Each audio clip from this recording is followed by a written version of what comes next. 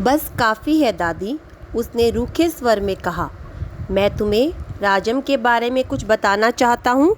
जानती हो उसे गणित में कितने नंबर मिलते हैं? गणित का अर्थ होता है मैथ्स। सारे नंबर मिलते होंगे, है ना? दादी ने पूछा। अरे नहीं, उसे 100 में से 90 मिलते हैं। अब स्वामी अपनी दादी से कहता है, क्या तुम्हें पता है कि राजम को गणित में यानी मैथ्स में कितने अंक मिलते हैं? तो दादी कहते हैं कि जितने का भी पेपर होता होगा, परीक्षा होती होगी, उसे उतने ही नंबर मिलते हैं, पर वह कहता है उसे 100 में से 90 अंक मिलते हैं। चलो अच्छा है, लेकिन तुम्हें भी मेहनत करके उसकी तरह नंबर लेने चाहिए। तुम्हें पता है तुम्हारे दादा कभी कभी ऐसे उत्तर लिखते थे कि परीक्षकों को भी चकित कर देते थे। परीक्षक जो आपकी परीक्षा लेते हैं, किसी सवाल का जवाब देने में वे दूसरों के मुकाबले 10वां हिस्सा वक्त लेते थे। यदि कोई इंसान 10 मिनट में उत्तर दे रहा है किसी प्रश्न का, तो दादाजी 1 मिनट में उस प्रश्न का उत्तर दे देते थे। और फिर उनके जवाब इतने शानदार होते थे कि कभी कभी उनके अध्यापक उन्हें 200 नंबर तक दे देते थे। जब उन्होंने एमए किया तो उन्हें इतना बड़ा मेडल मिला था। मैं कई सालों तक उसे गले में पहनती रही। एमए एक डिग्री होती है जिसे हम कहते हैं मास्टर ऑफ आर्ट्स। पता नहीं मैंने कब उसे उतारा। हाँ, जब तुम्हारी बुआ पैदा हुई। नहीं, तुम्हारी बुआ नहीं, तुम्हारे पिता। याद आया, तब बच्चा 10 दिन का था। अरे नहीं, मैंने पहले ठीक कहा था, तुम्हारी बुआ ही पैदा हुई थी। पता है वह मेडल अब कहाँ है? मैंने वह तुम्हारी बुआ को दिया और उस बेवकूफ़ ने उसे गलवाकर 4 चूड़ियाँ बनवा लीं, और वह भी इतनी मामूली सी चूड़ियाँ कि मैं हमेशा कहती रही हूँ कि हमारे परिवार में उस जैसा महामूर्ख कोई नहीं है। और अब दादी दादाजी की तारीफ़ करना शुरू कर देती हैं, क्योंकि वैसे भी वो दादाजी की तारीफ़ करने का कोई मौका नहीं छोड़ती। तो वो बताती हैं कि तुम्हारे दादाजी इस प्रकार से उत्तर लिखते थे कि परीक्षक जो परीक्षा की जांच करता है वो भी चकित हो जाता था, और जितने की परीक्षा होती थी उससे भी ज़्यादा नंबर दे देता था। उन्हें एमए की परीक्षा पास करने पर एक मेडल मिला जो काफ़ी वर्षों तक दादी जी पहनती थी, और बाद में दादी जी की पुत्री ने यानी कि स्वामी की बुआ ने उसे गलवाकर उसे चूड़ियाँ बनवा ली। अब बस भी करो दादी, तुम बेकार की पुरानी कहानियाँ सुनाती रहती हो।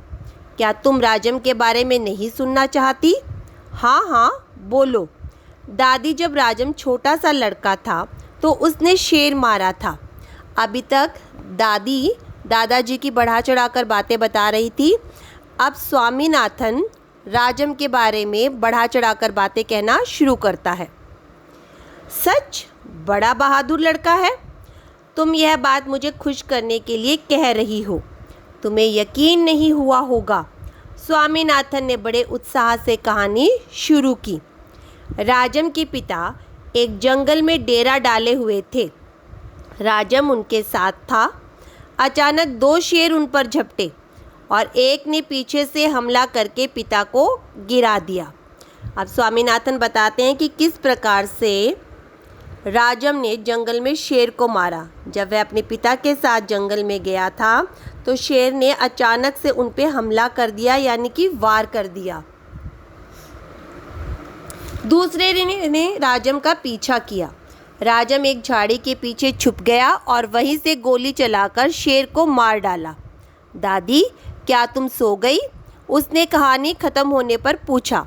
जब स्वामीनाथन ने अपनी पूरी कहानी सुना दी तो वह दादी से पूछता है कि दादी, आप मेरी बात सुन रही हैं या सो गईं? नहीं बेटा, सुन रही हूँ। अच्छा बताओ, कितने शेर आए थे? अब स्वामीनाथन अपनी दादी से पूछता है कि कितने शेर आए थे, ताकि उसे पता चले कि दादी ने उसकी कहानी सुनी थी या वो बीच में ही सो गई थी। 2 शेर राजम पर झपटे थे, दादी ने जवाब दिया। स्वामीनाथन दादी के गलत जवाब से चिढ़ गया। मैं तुम्हें इतनी ज़रूरी बातें बता रहा हूँ और तुम नींद में ना जाने क्या क्या उल जलूल कल्पना किए जा रही हो। उल जलूल का मतलब होता है जिस बात का कोई मतलब नहीं होता, जिसका कोई अर्थ नहीं होता। अब मैं तुम्हें कुछ नहीं बताऊंगा। मैं जानता हूँ तुम क्यों ऐसा कर रही हो। तुम राजम को पसंद नहीं करती। नहीं नहीं, वह तो बहुत प्यारा लड़का है, दादी ने बड़े विश्वास से कहा। उन्होंने राजम को देखा तक नहीं था। स्वामीनाथन खुश हो गया। दूसरे ही क्षण उसके मन में एक नया संदेह पैदा हुआ। दादी, शायद तुम्हें शेर की कहानी पर विश्वास नहीं हो रहा। अब यहाँ पर स्वामी नाराज़ हो जाता है तो उसकी दादी उसे खुश करने के लिए राजम की तारीफ़ करती है कि नहीं, सचमुच वह बहुत बहादुर लड़का है। मैं एक एक शब्द पर विश्वास करती हूँ, दादी ने स्वर में मिठास भर कर कहा। स्वामीनाथन को इससे खुशी हुई, लेकिन उसने चेतावनी के तौर पर जोड़ा, जो भी उसे झूठा कहेगा वह उसे गोली मार देगा। अब स्वामीनाथन दादी की बात सुनकर खुश हो जाता है, पर वो दूसरे ही पल कहता है कि दादी, अगर कोई भी व्यक्ति उसे झूठा कहेगा तो उसके पास जो बंदूक है वह उससे उसे गोली मार देगा। दादी ने इसका समर्थन किया। समर्थन का मतलब इस बात का साथ दिया और हरिश्चंद्र की कहानी सुनाने की बात कही, जिसने वचन का पालन करने के लिए सिंहासन, पत्नी और बच्चे को खो दिया और अंत में उसे सब कुछ वापस मिल गया। उसके बाद दादी उसे हरिश्चंद्र राजा की कहानी सुनाने लगती हैं, जो सत्यवादी के रूप में भारत में प्रसिद्ध है। उन्होंने अपने वचन पालन करने के लिए अपना सब कुछ गंवा दिया था और अंत में उन्हें सब कुछ वापस मिल गया था। उसने कहानी आधी ही सुनाई थी कि स्वामीनाथन खर्राटे लेने लगा। दादी भी रुक रुक कर बोलने लगी, फिर वह भी सो गई। अब दादी की कहानी जैसे ही आधी हुई थी तो स्वामीनाथन को नींद आ गई और धीरे धीरे दादी जी भी सो गई। आर के नारायण ने यह कहानी लिखी है, परंतु यह कहानी उन्होंने हिंदी भाषा में नहीं लिखी थी, किसी और भाषा में लिखी, जिसका अनुवाद मस्त राम कपूर ने किया है।